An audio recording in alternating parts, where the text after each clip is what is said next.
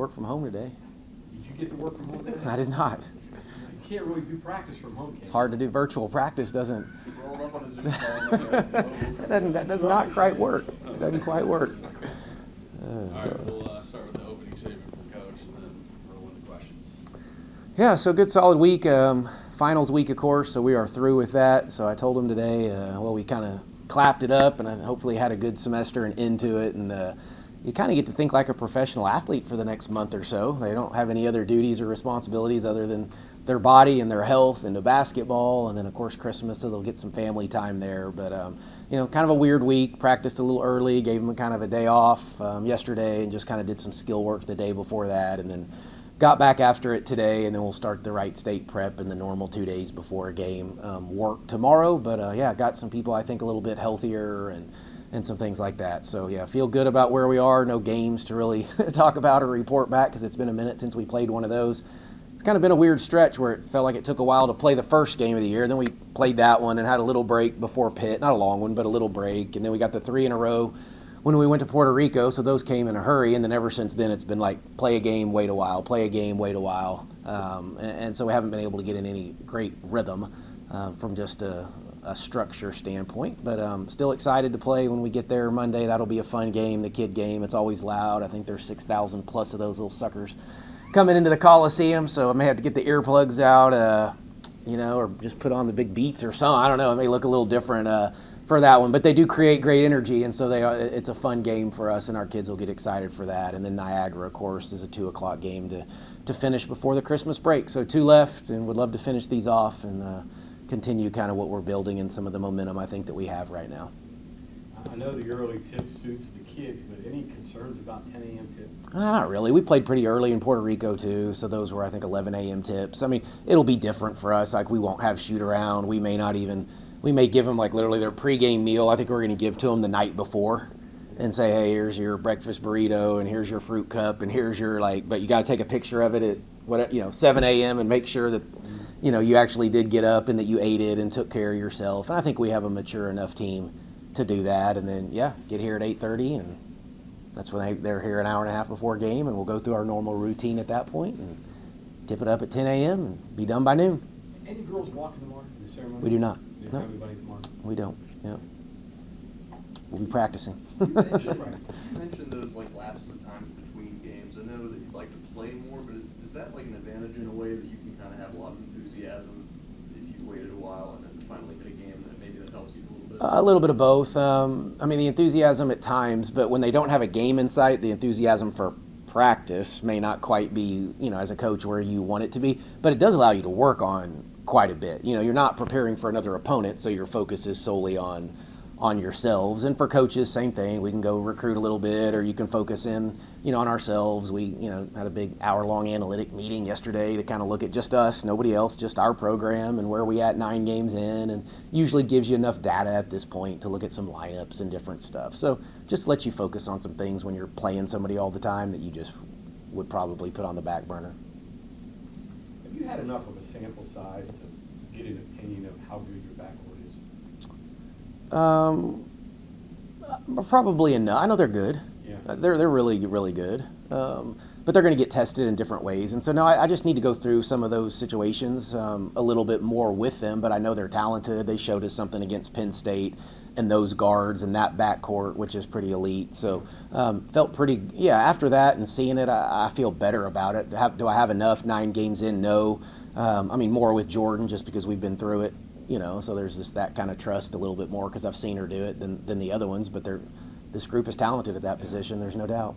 From the back baseline to the foul line, that's where you guys make your hay, right? That's where you're going to... Well, we can, for sure. Again, I don't know if it'll look quite like this in Big 12 play night in and night out. You're just talking about Big 12, the elite of the elite guards, across the country. But, we're not going to go away from what we do. It just may not look like it did against a Delaware State or some teams like that we just really can get after and turn over at a high rate. But no, that's the strength of the team. But I think our post plays come a long way just in 9 games. We didn't trust a whole lot of each other. I didn't think the first couple games assists were down. We weren't throwing it into the post when we needed to be. And I think now we've had a conscious effort of getting it in there and allowing them to to kind of show us what they're capable of, and so Tabby's had some good games. Kylie finally got her big game the other night, so I was excited for Kylie to get going. Tears is just getting back, so I mean, there's, Kaya's the glue to the group. You don't really count her as a post, but she's kind of more of a guard that can do multiple things. So feel really good about the guards. I like where we're at. We're wanting to share the ball. That's what we are wanting to do. We aren't all the time great passers, but we're willing passers now, where I didn't know, I was a little worried about that coming in. I just didn't know if we were willing passers based on what I had seen previously. Can they pass too much? And sometimes you watch and it looks like they're trying to make the perfect pass for the closest when they're giving up shots that are good shots. Well, you can. I mean, you can overpass a little bit. I don't know that we've done that a ton. Okay. You do have to be careful of it some, and the more you pass, the more opportunity to possibly turn it over. Sometimes just throwing it up to the rim, that can be okay too, as long as it's a good shot. Throw it up there and give yourself a chance for an offensive rebound. And we want great shots. We want to give up good ones to get great ones. And if that's the mindset and that's the philosophy they'll buy into, I think we'll be harder to guard. Just we can score at multiple positions, multiple ways. And if you'll move the ball, which is faster than the dribble, which they don't always believe me on that one, but it's like, hey, line up on one end and you take off running. I'm going to baseball pass and let's see who gets down there first, right? The ball will always beat the dribble, so just trying to get them to buy into that. Your comfort level with the depth that you guys have built up. I know started the season obviously with not the same numbers, but yeah, I mean it's a group of 10, which is fine. I mean that as long as we no injuries and things like that. If we have the group of 10, that's plenty of bodies. And yeah, getting more comfortable with each kid. Whether they get a lot of minutes early or minutes late. We've got to continue to develop the roles. I think that's still not quite all the way defined with all the roles that we have on this team, but I think they're starting to get defined a little bit more each time we play. When JJ went down on her foot there, and you got people telling you she's got a triple-double, was that in the back of your mind a little bit when Yeah, just a little bit. I heard it a couple times. I've always been really careful. I learned a long time ago when I was a younger coach. We had a game that was out of hand. We're going into the conference tournament. I had a 4 player at the time, was one of the best defenders, and I think she needed a rebound or a point. I mean, something into a double-double, triple-double type situation. She hurts her ankle and misses the entire conference tournament. And, literally so now I'm still nervous as heck. I want the kids to get the individual attention and those accolades when they're that close, but at the same time, is it really worth that just for everything else coming up behind it? So she was okay. They gave me the okay. I mean, we still had the whole fourth quarter to play, and it wasn't really about the statistics more than just I just wanted the kid to play.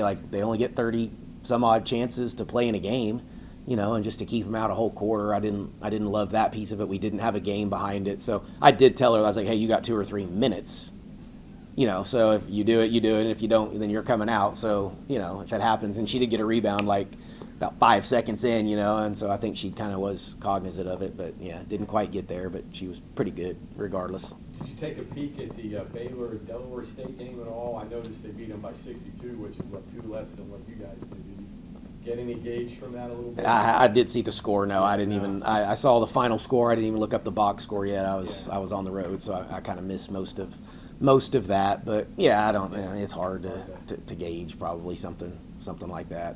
JJ still got player of the week though, so. Yeah, no, she got the individual recognition that she needed. Triple-double or something would have been really, really neat, but that's not why we don't really play the game for that all the time. I think you got to be careful if you start focusing on the wrong thing. Getting back to Kylie, since you've had her, what have you focused on with her? What have you? I know she was really not even much of a post player, which is in Colorado before she came here, right? Yeah, Kylie, you're right. Yeah. Kylie, yeah. No, she's not a post. I mean, she doesn't even like us to call her that. That's not what she is. I don't really ever want kids to play outside of who they are. You can be a 5 player, but not necessarily have to play back to basket. Just be the player that you are regardless of the position. And we tell kids that in recruiting all the time. I don't need to define you offensively. Now, I do have to define you a little bit defensively because you got to guard a certain person, or if we're going to press, you're going to be in a certain area. But never do I want to limit or define kids on the offensive end. I think my job as a head coach is to help her based on the skill set that she has. So when we have her in versus when we have, say, Tabby, and we will play 2 completely different ways because their skill sets are entirely different. I don't want Tabby to be Kylie or Kylie to try to be a back-to-basket bruiser kid because that's not what she is, But now she's taking really good threes. She's more efficient from 3. She's shooting at a high level. it's still just to rebound and give us some resistance at the rim. But trying to slide her to the 4 a little bit more here lately too, to see if I can just get her a few more minutes there, which is probably more natural position for her. We just, again, we didn't have the depth, and it's not the ideal situation in year one. Hopefully we can get some more true back-to-basket kids in the future and get her out on the perimeter a little bit more. But, she can be a mismatch too as the 5. Right now, get a bigger, dopier 5 player and go chase Kylie around, because the kid can run. She never gets tired. We have to pull her back from her running. The kid will go run on her own, get her dog and go take off on the trail and run. And no, you got to stop. We got to stop that. It's not this time of year anyway. So she'll work and she'll invest and she'll put in the time. So I was really happy she had that night the other night, because we need her, and we need her to play with confidence. And she's a smart, cerebral kid, but just don't call her a post player. Well, she can open up the floor for your guards. No, she gives us so much space. Yeah. So she absolutely can open it up. She pulls the other team's big out of the paint. So now that 6'4" kid's not just standing in front of the rim, right, contesting all of JJ's or Jordan's or whomever's look. So no, you can move her around and do all sorts of stuff. I want her to be a cutter, because she can move without the ball, or we call it a second cutter. If you're the screener, right, somebody curls the action and you popped, and now all of a sudden you probably are going to be the one open because the attention went to the curl or the back cut. So lots of different ways to use her, and it's still, I probably need to do a little better job still too, putting her in some of those positions. But if she'll keep playing the way she has here lately, she's practiced a little bit better, then good things are coming for her. Anything big come out of that analytics meeting? I know a couple weeks ago you said that you're never really surprised, it's more reinforces what you thought, but is there anything that stuck out? No, not really. It was really just more of the same stuff that I guess we knew, because we meet with them about every 2 weeks probably. So we just had more data and more games to go over. Nothing really, same stuff. We got to continue to rebound a little bit better. We've been elite on the defensive end. The turnover rate is really high. So it's cleaning up some of that, which was rebounding, transition defense at times.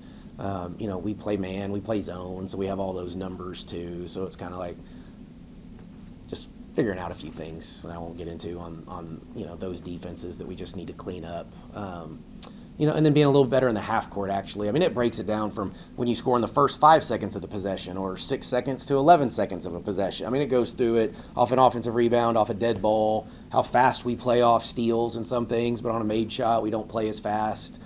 So okay, well, why is that? Do we need to pick up tempo a little bit on a made basket? So it really gives you a lot. There was some lineup stuff that was kind of interesting, like who plays well together. You can do 2-player combos, 3-player combos, 4 or 5. You can really, it gives you every little thing that you want, almost too much. So that's why we have to meet with them, because they got to help us kind of identify what the numbers are telling us. So some of those things, but it helped, but it's still what you probably what we know.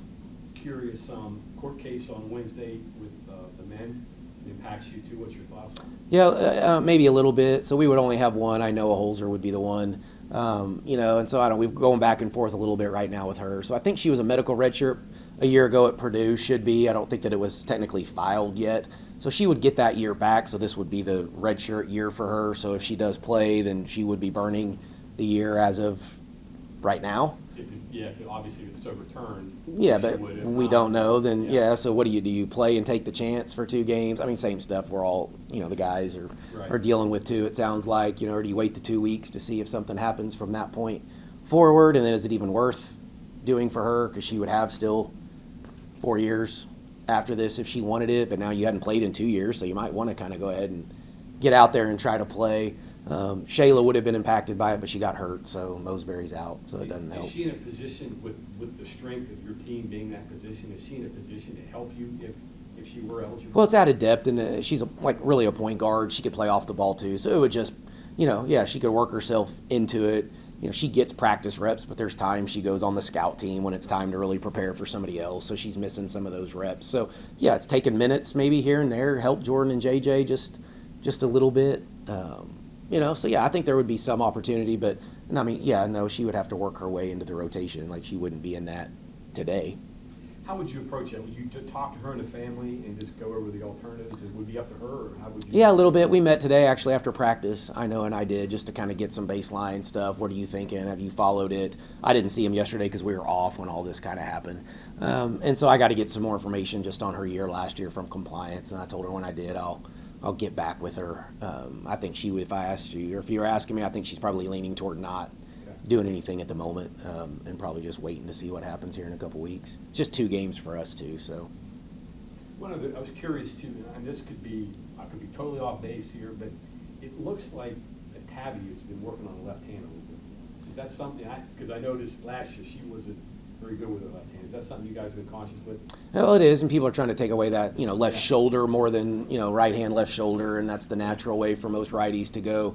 So really just trying, what's the counter then? So if people try to sit on it, Tabby, what's your counter, what's your counter? So Coach Carter coaches our post players, so the 2 of them are, she's in there watching film every week, and they're down on the court working on a few things. So I don't think you, as a post player, I don't think you have to have an array of 5 or 10 different moves, but you better have one and then a counter to it. And if you can go have the same move to each side, now you just same move, you just got 2 of them though, because you can go over either shoulder, and then if you have a counter to that to each side, well, that's just 4 moves. Now I don't know if you have to have a whole lot, but she's just playing with confidence again. Tabby was really, really good early, great in the summer, great in the fall, struggled a little bit as soon as kind of the season started. I think gotten a little bit of a mental funk, and now she's been really good here lately for us, and probably what we really needed, to be honest, is just at least a back-to-basket presence in there, and she's done it. She had a good career at TCU, solid season last year, and I think this could be her best one. Ask you about Wright State. I know you're just getting into them. They're 6-4. They play Michigan State. I was looking at some of the teams. What are some of your initial thoughts on them? They're a space U, like 5 out, kind of 4 around 1, but a lot of times it ends up being 5 out. I think a year ago they were like top 3 or 10 in the country in 3-point shooting. I mean, they can shoot it, make about 12 threes a game, I want to say, last year. So they can shoot it at really at all 5 positions. I think their 5 is like 2 for 10, maybe, shooting it on the year. So I don't know that she wants to really, really shoot it, but the other 4 are going to shoot it, and then they get enough space where they can, attack you. I think Michigan State got them pretty good. I haven't seen that game. That was earlier in the year. I've just watched a little bit of Bowling Green up to date. So I'll keep working on that today and start the prep here later tonight and tomorrow. Will they shoot threes in transition if they beat you in freshman? Yeah, I think so. Yeah, I think that's just what they do. That's their identity. So, yeah, no, this will be a good test from that. It will really make us have to defend the 3-point line and rebound. And, our pressure may turn them over a little bit, maybe not. And if it doesn't, that's great too. We got to learn how to defend and defend the 3 in the half court. Talking about the early tip for Education Day, and you mentioned the take-home breakfast. Is it that rigid where they have to take a picture of it and prove that they had it, ate it all, and stuff like that? It will be. We had never had to do this before, so it'll be something like that, yes. So on regular game days, someone's supervising, making sure that all happens? Yeah, as soon as we finish shoot-around on normal game day, they walk right into Club 35, and their lunch is provided for them, and our nutritionist is in there, and we take their hydration level, and she kind of helps them make sure they eat the right stuff and take care of their bodies, and if they aren't hydrated, then she gives them the appropriate stuff to hydrate for the next 4 hours, I guess it is, before tip. So, yeah. And how frequently are they on their own? What, to eat? Yeah. Most of the time they're on their own. Yeah, most of the time they're on their own. But no, if we're on the road, they're not, of course. If we're here night before, day of, we may provide it a little bit more at that point. Yeah. With all the technology you have, surprised to see people still get cramps? I mean, the way you monitor them and the way there's, Yeah, I mean, it's just so different, right? I mean, we got snacks on the bench now, and drinks, and, granola bars and fruit snacks, and, so I don't know if I'm surprised. I mean, it's just happening at every level. You see it out, the Major League Soccer, all watching the World Cups, and the NBA guy. I mean, it happens. Maybe a little more, probably. I'd agree with you a little bit. Like, I'm sometimes shocked by it.